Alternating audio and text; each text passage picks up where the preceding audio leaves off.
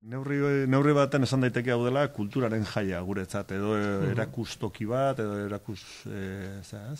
Danetarik daukagu, eta oinarria azoka bat da. Azoka hortan, hor dauden herrialdeak ordezkatuta izango dira, bai Asturias, Galiza, Països Catalans eta Nafarroa.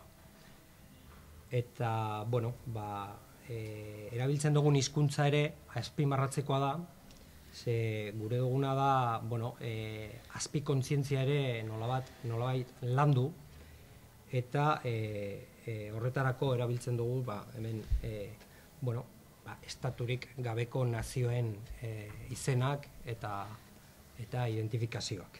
Nafarroa ari garenean, Nafarroa gu gara. Euskaldun guztiak Nafarrak izan garelako. Gu hori azpimarratu nahi dugu, gaur badakigu. Identitate horiek daudela, Giputzak, Bizkaitarrak eta hori, baina historikoki independienteak izan gara Nafarroan. Eta hori balore bat.